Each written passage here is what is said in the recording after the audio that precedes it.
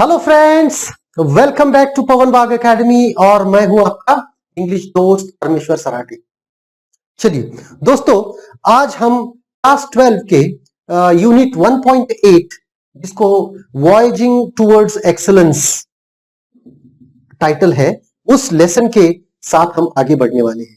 देखिए, पिछला जो हमारा 1.7 यूनिट था वो भी बहुत बड़ा था और ये जो यूनिट है वो भी बहुत बड़ा है। व्हाई वी ट्रैवल वो भी बहुत बड़ा था। ये वॉयजिंग टुवर्ड्स एक्सीलेंस वो भी बहुत बड़ा है। अभी वॉयजिंग क्या होता है, वॉयज क्या होता है, ये हमको पहले देखना है और उसके साथ में फिर आगे बढ़ेंगे लेखक के बारे में जानने की बात है ना। तो वॉयज क्या होता है ये हमको देखना जरूरी है। VOYAG वॉयज क्या होता है, उसको हम कहते हैं समुद्री यात्रा। ठीक है, मतलब जहाज से जो हम यात्रा करते हैं उसको वॉयज कहा जाता है इंग्लिश में। अब ये वॉयजिंग टुवर्ड्स एक्सीलेंस, इसका मतलब क्या है कि समुद्र के साथ इसका कोई संबंध नहीं है। इसको हमें जानना है कि इसका मतलब जो लेखक हमें कहना चाहते हैं वो क्या है। वॉयजिंग टुवर्ड्स एक्सीलेंस, एक्सीलेंस का मतलब क्या है? एक्सीलेंस का मतलब होता है उत्कृष्टता, है ना। मतलब उत्कृष्टता की ओर यात्रा, मतलब हम अपने आप में हो या किसी और चीज में हो, जब हम कोई बदलाव लाना चाहते हैं, सकारात्मक बदलाव लाना चाहते हैं, एक अच्छा बदलाव लाना चाहते हैं, पॉजिटिव चेंज अगर हम करना चाहते हैं, तो वो होता है उत्कृष्टता की ओर जाना। ठीक है, तो उसको हमको देखना है कि ये लेखक इसके बारे में क्या कहना चाहते हैं या फिर उनके विचार इसके बारे में क्या है। ठीक है, चलो तो ये लेसन जैसे कि आप देख सकते हो लिखा है अच्युत गोडबोले नाम के लेखक ने। उनके बारे में पहले हम जानना चाहेंगे और फिर बाद में हम लेसन के साथ आगे बढ़ेंगे। अच्युत गोडबोले बॉर्न 1950, 1950 में उनका जन्म हुआ है। is a well known is well known for his writings in Marathi and English, और ये एक मराठी और इंग्लिश राइटिंग में बहुत ही जाना माना नाम है। ठीक है, he is a prolific writer in various genres and has produced numerous original works as well as adaptations of works from other languages into Marathi। और देखिए उनका जो लेखन है बहुत सारे विषयों में है। जॉनर क्या होता है, अभी ये जो है ना, इसको क्या कहते हैं, जॉनर, है ना। ये फ्रेंच वर्ड है। जॉनर का मतलब क्या है, टाइप्स, है ना।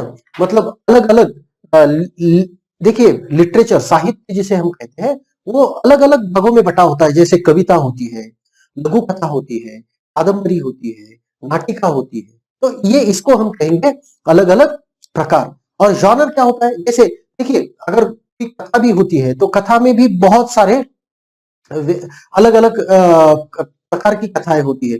जैसे हम कहेंगे प्रेम कथा होती है, या फिर हम कह सकते हैं कि कोई एडवेंचर स्टोरी है ना, मतलब साहस कथा है। या फिर हम कहेंगे कि कोई यात्रा लेखन है जिसको ट्रैवलॉग कहा जाता है। तो इसको हम कहते हैं जॉनर्स, है ना, अलग अलग प्रकार के लेखन। तो इन्होंने अच्युत गोडबोले जी ने बहुत सारा लेखन किया है और वो लेखन उन्होंने किसी एक प्रकार में नहीं किया है, बहुत सारे अलग अलग प्रकारों में किया है। और उसके साथ साथ उन्होंने मराठी में तो लिखा ही है, पर उसके साथ साथ अपने खुद के विचारों से उन्होंने लिखा ही है। मतलब खुद के विचार तो उन्होंने प्रकट किए ही है अपने लेखन के द्वारा, पर उन्होंने कुछ बाकी भाषाओं की अच्छी अच्छी जो किताबें हैं, अच्छी अच्छी चीजें हैं, उनको मराठी में लाने की कोशिश भी उन्होंने की है और वो सफल रहे हैं।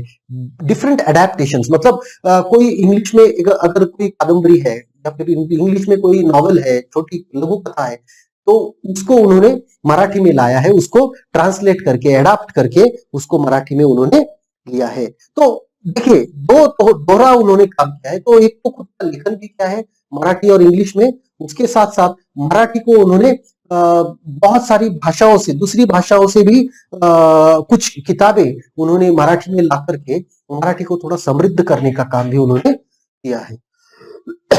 Excuse me. His writing style is informative and yet very informal. उनकी जो लेखन शैली है, वो जो लिखते हैं, उनकी राइटिंग का जो स्टाइल है, वो बहुत ही इंफॉर्मेटिव होता है। मतलब बहुत सारी चीजें वो हमें जानकारी देते हैं, बहुत सारी चीजों की जानकारी तो वो देते हैं, पर ऐसी कोई बहुत ही ऐसे बड़े बड़े शब्द नहीं होते जिसको सामान्य आदमी समझ नहीं पाता है। ऐसे शब्द वो कभी भी इस्तेमाल नहीं करते। मतलब इस तरह से वो लिखते हैं कि कोई भी अगर उसको पढ़ ले तो झट से वो समझ जाए। तो उनके लिखन की जो शैली है वो बहुत ही सिंपल है, बहुत ही सादगी भरी उनकी लिखने की शैली है। और ऐसा होते हुए भी वो बहुत सारी जानकारी हम तक पहुंचाते हैं। He became a chemical engineer from IIT Mumbai in 1972 and headed top management positions in companies of great repute. अगर उनका शैक्षिक कार्य आप देखेंगे या फिर उनका जो शिक्षण आप देखेंगे तो ये बिल्कुल ही भिन्न है। मतलब ऐसा कुछ नहीं है कि उन्होंने लेखन करने के लिए कोई साहित्य में ही पदवी ली है, ऐसा कुछ भी नहीं है। देखिए, वो केमिकल इंजीनियर है। 1972 में आईआईटी मुंबई से उन्होंने केमिकल इंजीनियरिंग की पदवी प्राप्त की है। और ये अपना शिक्षण लेने के बाद बहुत सारी जानी मानी कंपनियों में उन्होंने बहुत बड़े बड़े ओहदे पर काम भी किया है। This autobiographical sketch penned by Achyut Godbole depicts his journey from a middle class schoolboy to a famous writer. देखिए, और ये जो लेखन है या फिर ये जो लेसन है, ये जो पाठ है, इस पाठ में वो हमें बताना चाहते हैं, वो हमें बताते हैं कि किस तरह से एक सामान्य जिसको हम कहते हैं कुटुंब में, सामान्य परिवार में जन्म लेने के बावजूद वो एक बहुत ही जाने माने लेखक तक उनकी जो यात्रा रही है उसके बारे में इस लेसन में वो बताते हैं। एक तौर पर ये जो लेसन है ये ऑटोबायोग्राफिकल है, आत्मचरित्रात्मक है, उसको हम सकते हैं। खुद के बारे में वो बता रहे हैं कि किस तरह से मेरा जन्म कहां पर हुआ और कैसे मैं आज जो भी जाना माना, थोड़ा बहुत जाना माना लेखक हूँ, वो किस वजह से हूँ और किस तरह से मैंने ये मुकाम हासिल किया है। ये सारी चीजें वो अपने इस लेसन में हमें बताते हैं। He was a successful general manager of Patni Computer Systems. Patni computer systems नाम की जो कंपनी थी, वहां पर वो जनरल मैनेजर के तौर पर काम कर चुके हैं और वहां पर उन्होंने बहुत ही बड़ी सफलता हासिल की। He headed many other reputed companies and later became a famous writer. और उन्होंने इसी तरह बहुत सारी जानी मानी कंपनियों में काम किया और आखिर में आज वो एक लेखक के तौर पर जाने जाते हैं। The present write-up discusses his quest for excellence, how he developed a thirst for knowledge. और इस प्रस्तुत पाठ में वो बताते हैं कि किस तरह से उन्होंने उनके जीवन में या फिर उनके मन में एक्सेलेंस, उत्कृष्टता के लिए एक भूख थी और उस भूख को पूरा करने के लिए किस तरह से उन्होंने एक ज्ञान की लालसा उनमें जगी और उसको पूरा करते करते वो आज यहाँ तक पहुंचे हैं। He discusses at length the ingredients, essentials of success and the ways to achieve it. और वो बहुत विस्तार से हमें बताते हैं कि अगर आपको सफलता पानी है तो उसके लिए आपको क्या क्या करना चाहिए, क्या क्या जरूरी होता है, ये सारी चीजें वो हमें इस पाठ से बता रहे हैं। ठीक है, तो चलिए फिर आगे बढ़ते हैं लेसन के साथ। Voyage towards excellence. तो इस यात्रा पर हम भी उनके साथ चलते हैं और आशा करता हूं कि इसमें से हम लोगों को सीखने को बहुत कुछ मिलेगा। Voyaging towards excellence. I had a very simple upbringing. देखिए, मैं बहुत ही साधारण परिवार से पाल पोसकर बड़ा किया गया एक इंसान हूं। We were a lower middle class family. और हम क्या कह सकते हैं, मध्यम वर्ग में, निम्न मध्यम वर्ग से हमारा परिवार आता है। Our 300 square feet house did not even have basic amenities such as a fan, a refrigerator, a geyser, a dining table or a gas stove, live alone an air conditioner or a car. देखो, हम जिस घर में रहते थे वो एक 300 feet का घर था और उसमें कुछ जिसको हम कहते हैं बेसिक एमिनिटीज, मतलब कुछ आवश्यक सुविधा भी, जैसी फैन हो, गीजर हो गर्म पानी के लिए, ये आवश्यक सुविधा भी नहीं थी। तो कार और एयर कंडीशन, इन सारी क्या कहते हैं लग्जरीज को, विलासी चीजों को तो हमें भूलना चाहिए। तो सादी सादी जो चीजें होती है, जो बहुत ही उपयोगी चीजें होती है, उन बेसिक चीजों को भी वो उनको नहीं मिली थी उनके बचपन में।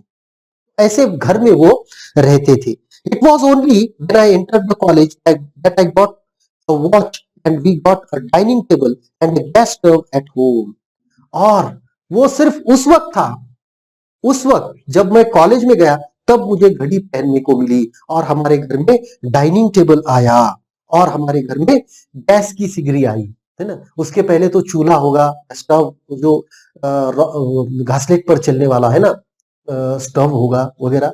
पर वो कहते हैं कि जब मैं बड़ा हुआ, कॉलेज में जाने लगा, तब कोई कहीं कहीं पर हमारी बेसिक चीजें हमारे घर में आने लगी, जैसे कि गैस स्टोव और वो। Nevertheless, culturally, I had a rich childhood. पर पर भले ही हमारे घर में सुविधाएं कम थी, भले ही हमारे घर में पैसा कम था, पर कल्चरली, सांस्कृतिक दृष्टि से हमारा परिवार बहुत ही अमीर था। मुझे बहुत ही अमीर बचपन मिला है सांस्कृतिक दृष्टि से। Poets like Vinda Karandikar, Mangesh Padgaonkar, and Vasant Bapat used to visit our home, and for hours I could listen to the discussions about poetry and literature, Marathi and English.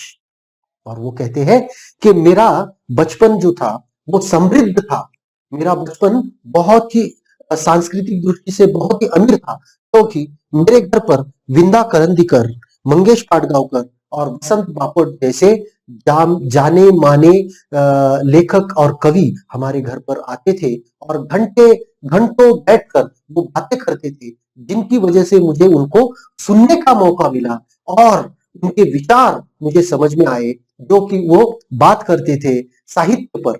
साहित्य के बारे में मुझे पता लगने लगा, इंग्लिश हो मराठी हो, दोनों साहित्य के बारे में वो बात किया करते थे, और उनकी बातों को मैं घंटों तक सुनता रहता था।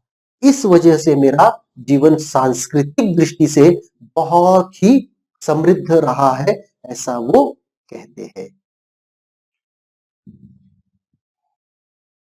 They used to talk about Keshav Sut, Mardhekar, Shakespeare, Charles Dickens and Thomas Hardy.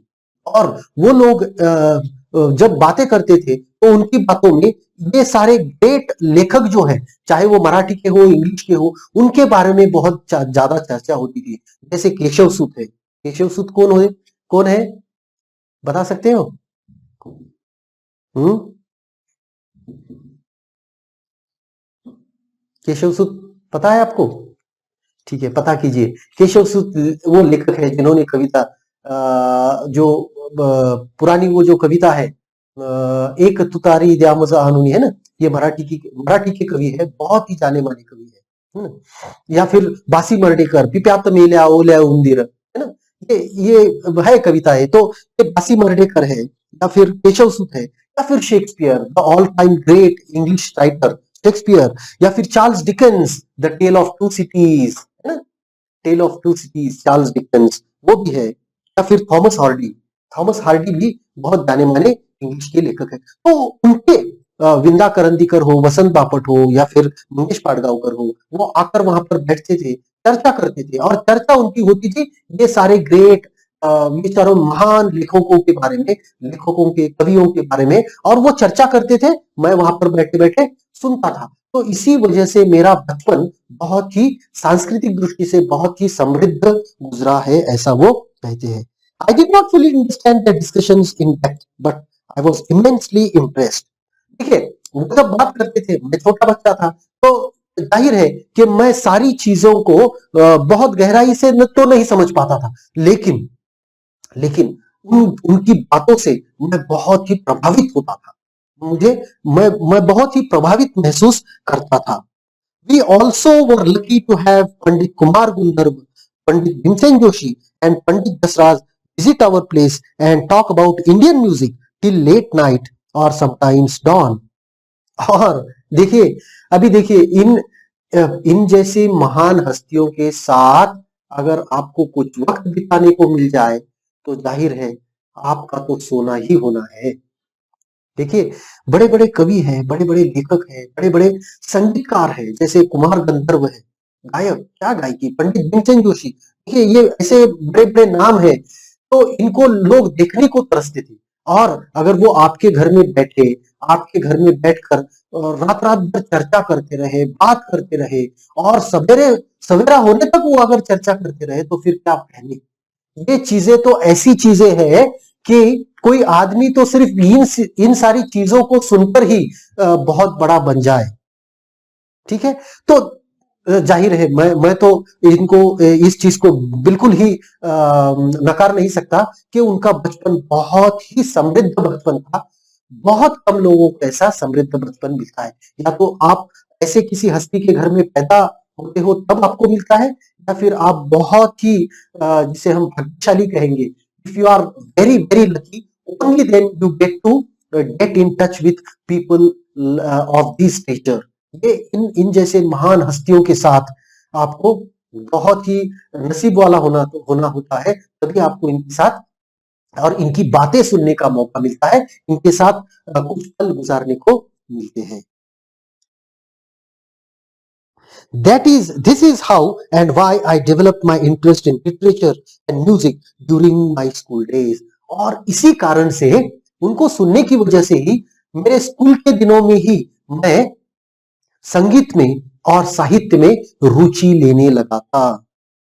I did not even today, I did not and even today don't understand the grammar of music. देखो, उस समय बचपन में भी और आज इतना बड़ा होने के बावजूद भी मुझे संगीत का जो व्याकरण होता है, मतलब संगीत की जो क्लिष्ट परिभाषाएं वगैरह वगैरह होती है, वो मुझे आज तक समझ में नहीं आती है। But I began to love it tremendously since then. पर संगीत पर मेरी जो मेरा जो प्यार है, संगीत पर मेरा जो प्रेम है, वो उसी वक्त से शुरू हुआ है और मैं बहुत ही संगीत पर प्यार करता हूं, ऐसा वो कहते हैं। Most of the times, the topics of discussion at our home were about music, literature, paintings, sculptures, etc. देखिए, हमारे घर में वो कहते हैं कि हमेशा से अगर कोई बात होती रहती है तो होती रहती थी, तो वो थी साहित्य के बारे में, संगीत के बारे में, या फिर किसी और कला के बारे में, जैसे पेंटिंग हो, ड्राइंग हो, स्कल्पचर मतलब मूर्तिकारी हो। इन सारी चीजों को हमारे घर में बोला जाता था, इन सारी चीजों के बारे में हमारे घर में डिस्कशन होता था, हमारे घर में बातें होती थी। तो जाहिर है कि इन चीजों को समझने में भी मुझे रुचि पैदा हुई। I could listen to the discussions about van Gogh, Mozart and Michelangelo etcetera. और घर में बैठे बैठे मैं वॉन गॉफ एक बहुत ही जाने माने संगीतकार है, या फिर मोजार्ट, क्या नाम है, मतलब ऐसे ऐसे लोगों के बारे में उनके घर में चर्चाएं होती थी। माइकल एंजेलो तो देखिए ऐसा व्यक्तित्व है कि उनको किस क्षेत्र में हम रखे, हम बता नहीं सकते। तो ऐसे ऐसे लोगों के बारे में उनके घर में चर्चाएं होती थी और जिसको वो सिर्फ सुनते रहते थे। It was because of such a milieu around me that I had a firm belief, which I still hold, that all arts are equally, if not more, important in our lives than science or technology. और ये उसी वातावरण के मेरे इर्द गिर्द, मेरे आसपास जो वातावरण था, उसी वातावरण की वजह से मैं उस समय से आज तक मैं ये मानता हूं, मेरा ये दृढ़ विश्वास है कि इंसान के जीवन में कोई भी कला हो, वो ज्यादा मायने रखती है किसके कंपैरिजन में, साइंस और टेक्नोलॉजी के कंपैरिजन। मतलब साइंस और टेक्नोलॉजी इतनी हमारे लिए जरूरी नहीं है जितना कि कोई भी कला या संगीत या फिर साहित्य, है ना। तो जरूरी है इंसान के लिए साहित्य, कला, संगीत, ये चीजें बहुत जरूरी है। साइंस और टेक्नोलॉजी से भी ज्यादा जरूरी है। और आज हमारे जीवन में साइंस और टेक्नोलॉजी इतनी तरह से हावी हो चुकी है, इतनी तरह से वो हमें प्रभावित कर रही है कि हम इन चीजों से थोड़ा दूर हटते जा रहे हैं, जिसकी वजह से हमारे जीवन का स्तर भी नीचे गिर रहा है। हमें समझना चाहिए कि ये साइंस टेक्नोलॉजी, ठीक है, इंसान के प्रगति का द्योतक है, इंसान के प्रगति का एक निशान है, पर ऐसा नहीं है कि साइंस और टेक्नोलॉजी के लिए इंसान है, इंसान के लिए साइंस एंड टेक्नोलॉजी है ना। ये चीजें हमें समझनी होगी और उसी से फिर हमें जीवन में आगे बढ़ने में प्रेरणा मिलेगी, जीवन में जीवन का स्तर ऊंचा करने में। सी देखिए, मैं यहाँ पर आपसे कहना चाहूंगा कि जीवन का स्तर जिसको हम कहते हैं standard of living, standard of living ये सिर्फ अच्छा घर होने से, अच्छा बिस्तर होने से, अच्छी टीवी होने से नहीं होता है, सिर्फ उन चीजों से नहीं होता है। वो चीजें जरूरी होती है, ठीक है, पर सिर्फ उन चीजों से नहीं होता है। जो स्तर होता है, स्टैंडर्ड ऑफ लिविंग होता है इंसान का, वो उसके विचारों से भी होता है, उसके आसपास कौन लोग हैं, उसकी कितनी किन किन चीजों में वो रुचि लेता है, इस पर भी वो उसका स्टैंडर्ड ऑफ लिविंग निर्भर करता है। तो ये सारी चीजें वो कहते हैं कि बचपन से ही मेरा ये ऐसा दृढ़ विश्वास था, मैं ऐसा बहुत दृढ़ता से मानता हूं कि साइंस और टेक्नोलॉजी जितना हमारे जीवन में महत्व रखती है, उनसे कई ज्यादा हमारे जीवन में महत्व रखती है कला हो, संगीत हो, साहित्य हो।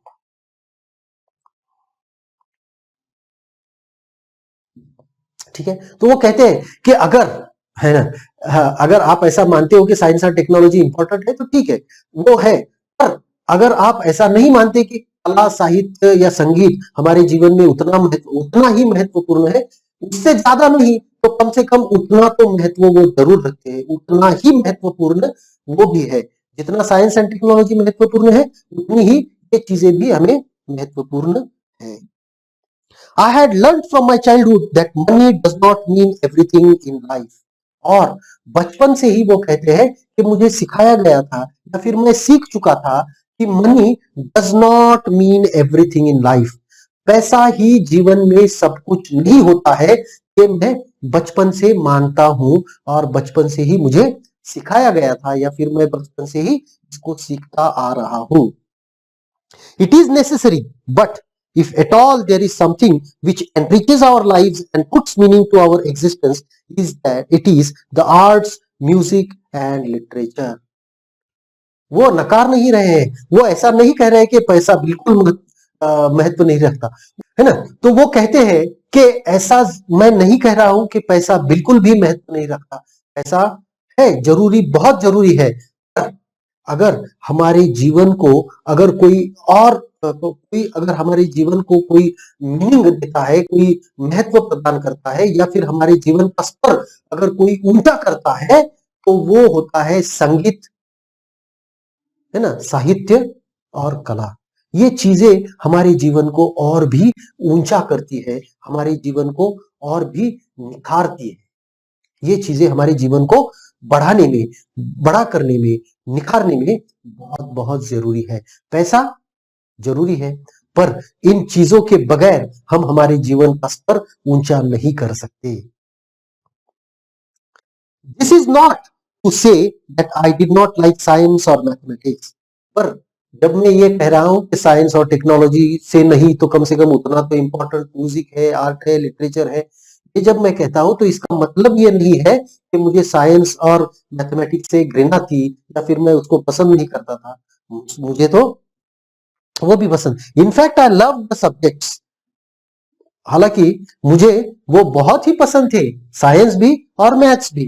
However, I did not study them only for scoring maximum marks in the examinations. पर वो उनमें मुझे इंटरेस्ट था, पर मैंने उनको सिर्फ कभी ही मार्क्स ज्यादा पाने के लिए उनको नहीं पढ़ा, है ना। मैंने उनको सिर्फ मार्क्स ज्यादा लाने के लिए नहीं पढ़ा है। I used to study this subject और any other subject for that matter for its inherent beauty.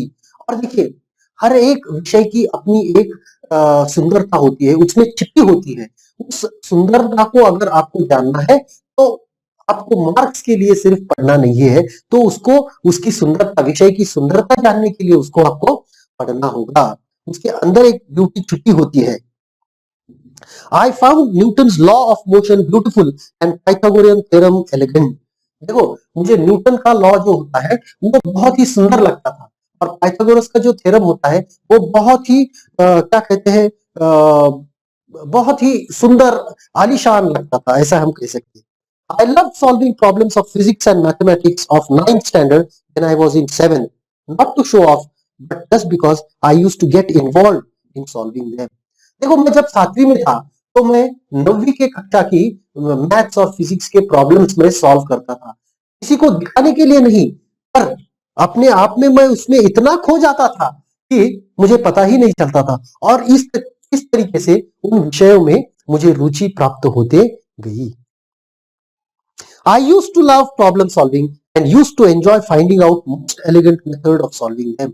तो मैं ये प्रॉब्लम्स तो सॉल्व करता ही था, पर सबसे अच्छी मेथड उनको सॉल्व करने की क्या हो सकती है, इसको ढूंढने में मुझे बड़ा मजा आता था।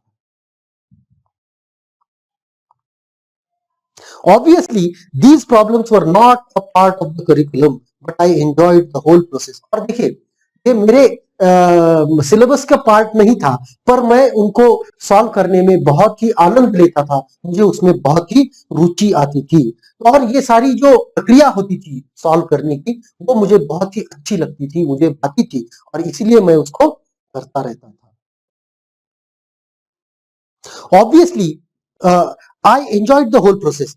This attitude of looking beyond marks or examinations and to seek joy in solving and challenging problem helped me to develop a problem solving attitude, which came handy when I appeared for my IIT entrance JEE, because this exam is completely based on your problem solving ability and the ability to think not only logically but quickly and rapidly. और मेरी जो ये अवधारणा थी, मेरा ये जो गुण था, कि जिसकी वजह से मैं ये प्रॉब्लम सॉल्विंग है ना, ये प्रॉब्लम सॉल्विंग को मुझे बहुत मजा आता था, मतलब कोई भी प्रॉब्लम आ जाए उसको सॉल्व करने में मुझे बड़ा मजा आता था, और उसकी एक मेथड ढूंढने में मुझे बहुत ही मजा आता था। तो उसकी वजह से क्या हुआ, देखिए, ये मेरी जो प्रॉब्लम सॉल्विंग एटीट्यूड थी वो मुझे कब काम आई, जब मैं आईआईटी जेईई के एंट्रेंस एग्जाम के लिए अपियर हुआ। क्योंकि वहां पर क्या होता है, वहां पर सिर्फ आपको सवाल के जवाब ही नहीं देने होते हैं, पर बहुत ही जल्दी फटाफट से इसके जवाब आपको देने होते हैं, है ना। तो ये आईआईटी जेईई के एंट्रेंस एग्जाम जो थी वो सॉल्व करना या फिर उसको क्रैक करना, उसमें सफल होना मेरे लिए कोई बहुत बड़ा लक्ष्य नहीं था, क्योंकि मेरी जो सोच थी वही सोच आईआईटी जेईई के लिए, मेरी जो सोच बनी थी वही सोच आईआईटी जेईई के लिए जरूरी थी, और वो सोच ही मुझे वहां तक लेकर गई, और उसी सोच की वजह से मैं आईआईटी में दाखिल हो सका। क्योंकि आईआईटी में दाखिल होने के लिए जो गुण आपको लगता है कि प्रॉब्लम सिर्फ सॉल्व नहीं करने होते हैं, तो उनको बहुत कम समय में और बहुत सटीक तरीके से आपको सॉल्व करने होते हैं, उनको छुड़ाना होता है। तो ये जो गुण है, ये गुण मेरे अंदर अगर कहीं से आया होगा, तो ये मेरे उस प्रॉब्लम को ज्यादा से ज्यादा सॉल्व करने की वजह से ही मेरे अंदर वो पनपा, मेरे अंदर वो बढ़ा, और उसी की वजह से मैं आज आईआईटी पास आउट हो चुका हूं, ऐसा लेखक कहते हैं। ठीक है, तो ठीक है, आज हमने इसकी शुरुआत कर दी है। अगर ये वीडियो आपको अच्छा लगे तो इसको लाइक जरूर कीजिएगा, अपने दोस्तों के साथ शेयर कीजिएगा, और ऐसे बहुत सारे वीडियोस पाने के लिए पवन वाघ अकेडमी को सब्सक्राइब करना मत भूलिएगा। Thank you very much, bye.